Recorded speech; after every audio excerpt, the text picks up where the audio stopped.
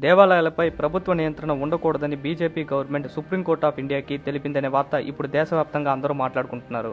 ఇది కనుక నిజమైతే మన దేవాలయ వ్యవస్థలో భారీగా మార్పులు సంభవించే అవకాశం ఉంది. ఇప్పటి వరకు చాలా రాష్ట్రాల్లో దేవాలయాల నిర్వహణ గవర్నమెంట్ కంట్రోల్లో ఉండడం వల్ల ఆలయానికి వచ్చే డబ్బు వినియోగం, ఆలయాల మెయింటెనెన్స్ విధానం, ఆలయాలకు సంబంధించిన నిర్ణయాలు గవర్నమెంటే తీసుకుంటుంది. అసలు దేవాలయాలు గవర్నమెంట్ కంట్రోల్లో ఉండడం వల్ల మన ధర్మానికి జరుగుతున్న నష్టం ఏమిటి? ఈ నియంత్రణ తొలగితే మన దేవాలయాలకి పూర్వ వైభవం ఎలా వస్తుంది? ఆలయాలకు వచ్చే ఆదాయం గవర్నమెంట్కి వెళ్ళకపోతే సనాతన ధర్మం మళ్ళీ ఎలా వర్ధిల్లుతుంది? ఇలాంటి మరెన్నో ఆసక్తికర విషయాల గురించి ఈ వీడియోలో మనం పూర్తిగా తెలుసుకుందాం. నిజమైన ధర్మ ప్రేమికుల్లాగా ఈ వీడియోని చివరి వరకు చూడండి. నా ఎక్స్ప్లెనేషన్ మీకు నచ్చి ఇన్ఫర్మేటివ్గా అనిపిస్తే వెంటనే మన ఛానల్ని సబ్స్క్రైబ్ చేసి సపోర్ట్ చేయండి. దేవాలయాలు ప్రభుత్వ నిర్ణయంలోకి వెళ్లడం వెనుక దాదాపు 200 ఏళ్ల చరిత్ర ఉంది. ఇది బ్రిటిష్ కాలంలో మొదలై స్వాతంత్రం వచ్చిన తర్వాత చట్టబద్ధంగా కొనసాగుతుంది. 1810 ఆ కాలంలో బ్రిటిష్ వాళ్ళు ఆలయాల ఆదాయం, భూములు మరియు భక్తుల నుండి వచ్చే కానుకలపై కన్నేశారు. దక్షిణ భారతదేశంలోని దేవాలయాల నిర్వహణ పర్యవేక్షించడానికి బ్రిటిష్ వారు ఈ చట్టాన్ని తెచ్చారు. అప్పట్లో దేవాలయాలకు ఉన్న అపారమైన సంపదను, భూములను వాళ్ళ కంట్రోల్లో తెచ్చుకోవడమే వారి ప్రధాన ఉద్దేశం. అయితే బ్రిటిష్ ప్రభుత్వం హిందూ దేవాలయాలను నిర్వహించడాన్ని క్రైస్తవ మిషనరీలు వ్యతిరేకించాయి. ఒక క్రిస్టియన్ ప్రభుత్వం హిందూ మత సంస్థలను ఎలా నడుపుతుంది అని వారు ప్రశ్నించారు. దీనితో బ్రిటిష్ ప్రభుత్వం రిలీజియస్ ఎండోవ్మెంట్స్ యాక్ట్ 1863 తెచ్చి నేరుగా కంట్రోల్ చేయడం ఆపేసి స్థానిక కమిటీలను ఏర్పాటు చేసి వాళ్ళకి బాధ్యతలను అప్పగించారు. స్థానిక కమిటీల్లో అవినీతి జరుగుతుందనే కారణంతో అప్పుడు మద్రాస్ ప్రెసిడెన్సీ ప్రభుత్వం ఉండేది. వాళ్ళు దేవాలయాల బాధ్యతలను నిర్వహించడం మొదలుపెట్టారు. మన భారతదేశానికి స్వతంత్రం వచ్చిన తర్వాత పాత బ్రిటిష్ చట్టాల్లో కొన్ని మార్పులను చేసి ఆలయాల నిర్వహణను అలాగే కొనసాగించారు.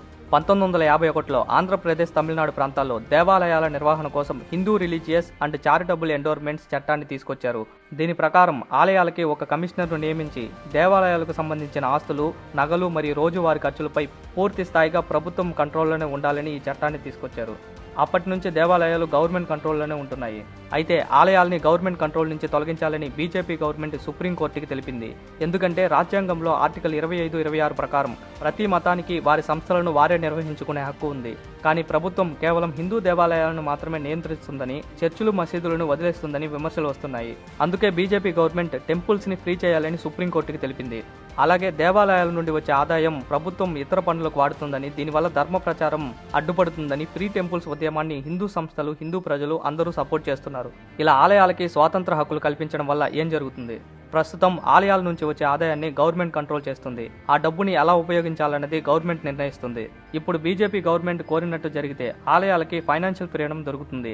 దేవాలయాల సొమ్ము కేవలం ఆలయాల అభివృద్ధికి, వేద పాఠశాల నిర్వహణకి మరియు హిందూ ధర్మ ప్రచారానికి మాత్రమే ఖర్చు చేయబడుతుంది. ప్రభుత్వం ఈ నిధులను ఇతర పథకాలకు మళ్లించే అవకాశం ఉండదు. ఇప్పుడు టెంపుల్స్ ని డెవలప్ చేయాలి అంటే ఫండ్స్ కోసం గవర్నమెంట్ని అడగాలి. కానీ ఇలా జరిగితే ప్రభుత్వం దగ్గర చెయ్యి చాపాల్సిన అవసరం ఉండదు. పాత ఆలయాలకు కూడా పునర్నిర్మాణం జరిగే అవకాశం ఉంటుంది. ప్రభుత్వం నియంత్రణ లేకపోతే దేవాలయాలు మళ్ళీ పాతకాలం నాటి సామాజిక కేంద్రాలుగా మారతాయి. ఆలయాల నిధులతో ఉచిత హాస్పిటల్స్, పాఠశాలలు మరియు అన్నదాత కార్యక్రమాలను భారీ ఎత్తున నిర్వహించవచ్చు. అలాగే సనాతన ధర్మం గొప్పతనం గురించి యువతకు అవగాహన కల్పించే కార్యక్రమాలు కూడా పెరుగుతాయి. ఇక్కడ ముఖ్యంగా మనందరం తెలుసుకోవాల్సిన విషయం, దేవాలయాల్లో నిత్య అన్నదానం వల్ల కొన్ని లక్షల మందికి కడుపు నిండుతుంది. ప్రభుత్వ నియంత్రణ తొలగితే చిన్న చిన్న ఆలయాల్లో కూడా నిత్య అన్నదానం జరిగే అవకాశం ఉంటుంది. అలాగే hospitals, Sri Venkateswara institute of medical science, ఇది సూపర్ స్పెషాలిటీ హాస్పిటల్. ఇక్కడ గుండె, కిడ్నీకి సంబంధించిన వ్యాధులకు అత్యాధునిక వైద్యం అందిస్తారు. బర్డ్ హాస్పిటల్, ఇది ఎముకలకు, అంగవైకల్యం ఉన్న వారికి ఉచితంగా ఆపరేషన్లు చేసే ప్రత్యేక hospital. Sri Padmavathi children's heart centre, చిన్నపిల్లల గుండె ఆపరేషన్లను పూర్తిగా ఉచితంగా నిర్వహిస్తున్నారు. ఇవన్నీ తిరుమల తిరుపతి దేవస్థానం ఉచితంగా హాస్పిటల్స్ లో సేవలను అందిస్తుంది. Shri Sathya Sai super speciality hospital Puttaparthi మరియు బెంగళూరులో ఉన్నాయి. ఇక్కడ రూపాయి ఖర్చు లేకుండా అత్యంత ఖరీదైన హార్ట్ సర్జరీస్ మరియు న్యూరో సర్జరీలు జరుగుతాయి. ఇది ప్రపంచవ్యాప్తంగా గుర్తింపు పొందిన హాస్పిటల్. సిద్ధి వినాయక దేవాలయం, ముంబై, ఈ దేవాలయం సొంతంగా ఒక అత్యాధునిక డయాలిసిస్ సెంటర్ను నడుపుతుంది. క్యాన్సర్ రోగుల చికిత్స కోసం టాటా మెమోరియల్ హాస్పిటల్ వంటి సంస్థలకు భారీగా విరాళాలు ఇస్తూ పేద రోగుల ఖర్చులను భరిస్తుంది. Sri Mata Vaishno Devi Narayana super speciality hospital, Guruvayur దేవాలయం, కేరళ, అమృతసర్ స్వర్ణ దేవాలయం. ఇలా పేదవారు లక్షల రూపాయలు ఖర్చు భరించలేని స్థితిలో ఈ దేవాలయాలే వారికి ప్రాణదాతగా మారుతున్నాయి. భక్తులు హుండీలో వేసే ప్రతి పైసా మళ్లీ సమాజానికే ఉపయోగపడుతుందనే సంతృప్తిని ఇస్తుంది. దేవాలయాలకు విముక్తి లభిస్తే ఇలాంటి హాస్పిటల్స్ మరిన్ని నిర్మించి గ్రామాల వరకు కూడా వైద్యం అందే అవకాశం ఉంటుంది. చాలా వాటికి చిన్న చిన్న ఆలయాల్లో అర్చకులకు సరైన జీతాలు ఉండవు. ప్రభుత్వం పెద్ద ఆలయాలకు వచ్చే ఆదాయాన్ని తీసుకుంటున్నప్పటికీ చిన్న గుడులను పట్టించుకోవడం లేదని విమర్శ ఉంది. ఆదాయం ఎక్కువగా ఉన్న ఆలయాలు చిన్న ఆలయాలను దత్తత తీసుకోవచ్చు. అర్చకులకు గౌరవప్రదమైన వేతనాలు మరియు వసతులను కలిగించవచ్చు. దేవాలయాలు స్వతంత్రం అయితే ప్రభుత్వ అధికారులు కాకుండా భక్తులు, ఆధ్యాత్మికవేత్తలు దేవాలయాలను నడుపుతారు. అందువల్ల ఆలయాల్లో ఆధ్యాత్మిక వాతావరణం పెరుగుతుంది. రాజకీయాల జోక్యం తగ్గుతుంది. ఆలయాలకు సంబంధించిన వేల ఎకరాల భూములు ఉన్నాయి. సరైన పర్యవేక్షణ లేక చాలా భూములు కబ్జాలకు గురయ్యాయి. అదే దేవాలయాలు స్వతంత్రం అయితే ఆ భూములను రక్షించి వాటి ద్వారా వచ్చే ఆదాయాన్ని దేవాలయాలకు వినియోగించే అవకాశం ఉంటుంది. మన భారతదేశంలో మసీదులు, చర్చిలకు సంబంధించిన సంస్థలు వారు స్వతంత్రంగా నిర్వహించుకుంటున్నాయి. వాటిని గవర్నమెంట్ కంట్రోల్ చేయదు. ఆలయాలకి స్వాతంత్రం ఇవ్వడం వల్ల రాజ్యాంగ పరంగా కూడా అన్ని మతాలకు సమాన హక్కులు లభిస్తాయి. హిందూ దేవాలయాలనే ప్రభుత్వం ఎందుకు నియంత్రించాలి అనే వివక్ష కూడా తొలగిపోతుంది. ఆలయాలకి స్వతంత్ర హక్కులు కల్పించడం వల్ల సనాతన ధర్మానికి పునర్వైభవం వస్తుంది. అయితే ఆదాయం ఎక్కువగా ఉన్న తిరుమల లాంటి దేవాలయాల విషయంలో పారదర్శకమైన, అవినీతి లేని వ్యవస్థను ఏర్పాటు చేయాలి. ప్రజలందరూ కోరుకుంటుంది కూడా ఆలయాలకి స్వాతంత్ర హక్కులు కావాలనే. అలా జరిగితే చాలా మంచి కార్యక్రమాలు జరుగుతాయి. కాకపోతే డబ్బు మీద ఆశ లేని వ్యక్తి, ప్రభుత్వం అంటే భయం లేని వ్యక్తి మేనేజ్మెంట్ బాధ్యతల్ని తీసుకోవాలి. నేను లాస్ట్ టైం అరుణాచలం వెళ్ళినప్పుడు ఒక బ్యాడ్ ఎక్స్పీరియన్స్ని ఫేస్ చేశాను.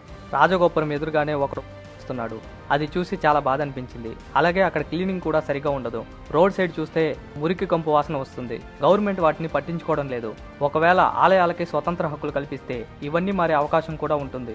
బ్రిటిష్ వాళ్ళు కేవలం ఆదాయం కోసం మొదలుపెట్టిన ఈ పద్ధతి స్వతంత్రం తర్వాత పరిపాలనా సంస్కరణల పేరుతో కొనసాగుతుంది. ఇప్పుడు బీజేపీ గవర్నమెంట్ వీటన్నింటికీ ఎండ్ కార్డ్ వేసే విధంగా అడుగులు వేస్తుంది. మీరేమనుకుంటున్నారు? ఆలయాలకి స్వతంత్ర హక్కులు కల్పించాలని అనుకుంటున్నారా? మీ అభిప్రాయాన్ని కామెంట్ సెక్షన్లో షేర్ చేయండి. ఆ ఎక్స్ప్లెనేషన్ నచ్చితే సబ్స్క్రైబ్ చేసి సపోర్ట్ చేయండి. Thank you for watching.